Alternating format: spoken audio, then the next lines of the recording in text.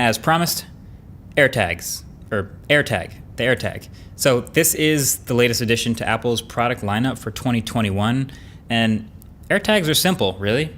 You attach it to some stuff to help you find that stuff. So you might remember when they announced at the keynote, they'd be selling a single one of these AirTags for 29 bucks, or a 4-pack, the obviously better deal, at 99 bucks.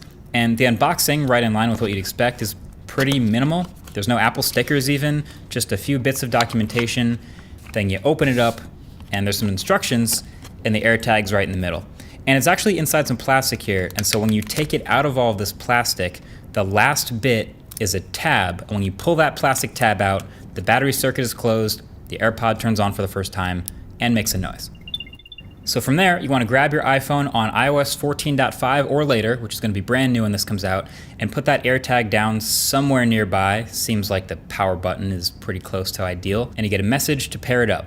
And this step is actually pretty important. So first you name it so you know what it's attached to when you see it on the map. And then you register your AirTag so it connects the AirTag to your Apple ID and phone number. So if someone finds it, they'll have that info and they can get in contact with you.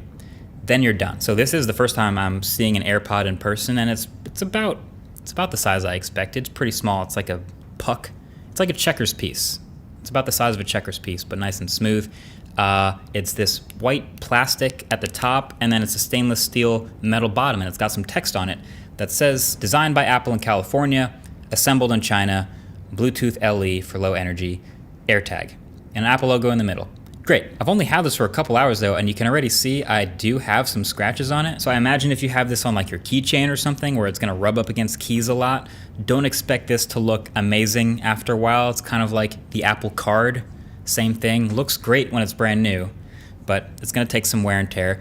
I was kind of hoping they'd make a black one since it's white like this, but then I also thought, when that scratches, that would look even worse. So this build is actually IP67 water resistant, so it can dunk underwater temporarily, which is very impressive because this disc is easily removable. So you push in on the metal disc and twist like a child safety lock, and then the back pops right off, and you can replace the battery that way. That's your CR2032.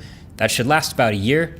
Fun fact, that's the same battery that's in a lot of car key fobs, including Teslas. I wish it was a little bit thinner, or like a little bit flatter basically, because I'm not putting this in my wallet. This is actually too thick for, I have a pretty minimal type wallet situation where maybe something a little flatter or squared off would have actually worked better. So this would be an area where Tile still does have a bit of an advantage because they'll happily make all sorts of different shapes and sizes, and they do make a flatter, squarer version where looks like this is the only size and shape AirTag will have for a while. So all right, now that I have an AirTag, what can it actually do?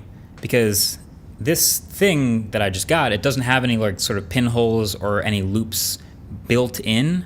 So while you can just get one of these for 29 bucks, that by itself isn't very useful if you want to actually attach it to something and not just toss it in a bag. So you have to spend another little bit to get a keychain or a loop or something to actually attach it to an object.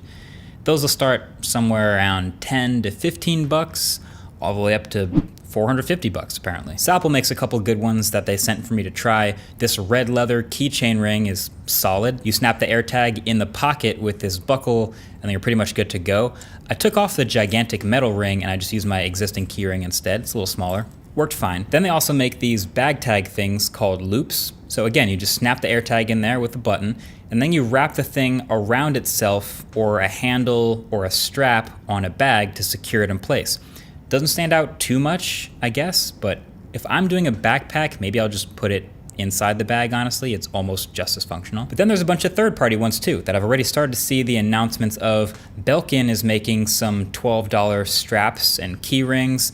Nomad is doing a more premium, like covered leather version, and also a glasses strap, which is hilarious. Moment also made some hard shell ones with adhesive, so you can slap it on the back of a TV remote or on a drone, maybe something you might lose.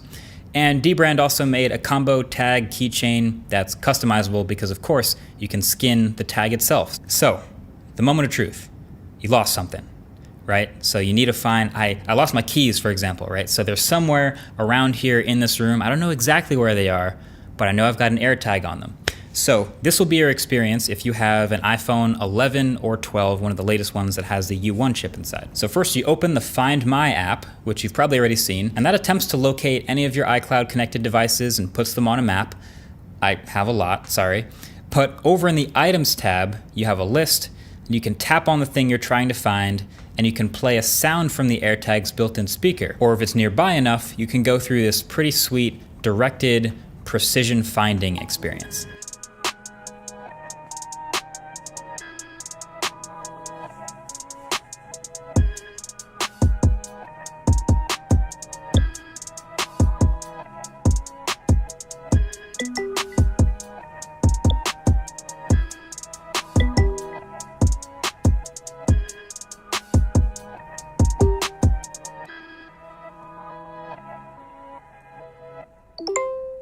So that's pretty sweet. It's pretty straightforward to just follow it until you find the thing. You can trigger that UI anytime you're within Bluetooth range. I found it's effective right at about 30 feet. As soon as you go over 30 feet, not so much, but once you're following it, you get closer and it's starting to give you sounds, and actually when you get really close, haptics. So that made it really easy to find my keys. But also the play sound thing, pretty traditional, still works. It's not as sexy of a demo, but obviously if your keys are nearby and you just hit it, that's pretty good. That's actually impressively loud for a speaker that I can't even see. So you can initiate that fun finding UI from about 30 feet away from the tag I found, basically within range of the ultra wideband signal. If you try when you're too far away, it's gonna say your signal's too weak, but then it does still let you play a sound from however far away you are. With that button, you can follow the sound until you're within 30 feet, then it starts to direct you. So overall, I'm gonna give precision finding like a 9 out of 10. Honestly, it works very well. Basically, as long as you're in the same room as the thing you're trying to find, you should be able to find it pretty quickly. Now, let's say you really lose something. Like you're not in the same room anymore, you're not even in the same place. You leave your backpack on the train, you get off the train, and then the train's gone. It's off to the next station. That is actually, I think, probably the most impressive part of this whole Find My experience with AirTags. So you go into the Find My UI, select the item, and mark it as lost. Now at this point, hopefully there are other iPhones nearby, and it can help passively update the location of your AirTag on the map. But when you mark it as lost, it lets you enter a phone number and a message for the people that find it. Now, number one, this is probably what's gonna make AirTags way better than Tile, just because Tile is dependent on being around other tiles and people that actively use Tile.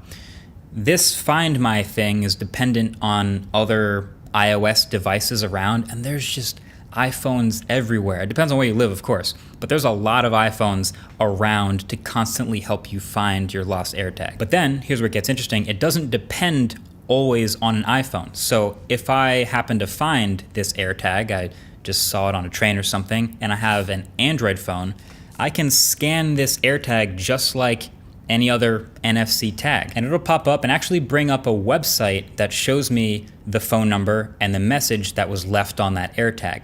Then hopefully I'll call that number, maybe text you and get it back to you. Now if I pass by on an iPhone, I've tried, it doesn't seem like anything happens if I'm just near another AirTag, but if I'm a little more proactive about it, I can open the Find My app, go over to items, and then scroll down to identify found item. Then the lost AirTag shows up here with that message and the phone number that was left on it. Either way though, it's smart. It's kind of like a 21st century luggage tag situation where I was thinking like, maybe I'll just put it inside my backpack, but I want someone who finds my backpack to see the AirTags. So in previous days, you see a little luggage tag on something, it's got a phone number, you can call the person, give them their thing back. If I see an AirTag, it's like a digital version of it, I scan it, I get the same information, hopefully I get the thing back to them. Now, the last tidbit has to do with security actually. So, have you ever thought what would happen if someone tried to use an AirTag maliciously? Like they tried to literally track someone with it, like slip it in their car or in their bag? Well, Apple has thought of that. And basically, if you have an iPhone and your iPhone notices that it seems like an AirTag is following it around, it will actually notify you and play a little sound. Now, if you're in a car with someone for a while, then your AirTag would be close to a stranger's iPhone for a while, and maybe it would look like it's following them around. But I looked it up, it won't notify them because it's still with you. So it only starts triggering that weird, hey, this might be following you, once the AirTag is separated from its owner. So it makes a lot of sense. That's smart. I was thinking about that train situation earlier. Like, if I left my backpack on a train with an AirTag in it, it would be separated from the owner, obviously, and now it's gonna look like that AirTag is following around somebody who is also on the train, and it will probably ping them, and that would probably help you find your backpack faster. But either way, that's it. That's about as much as I can say about a little $29 white puck. It's useful, of course, but now you pretty much know everything you need to know about AirTags and if this is for you and if you should get one. Yeah. All right, cool. Thanks for watching. Catch you guys in the next one. Peace.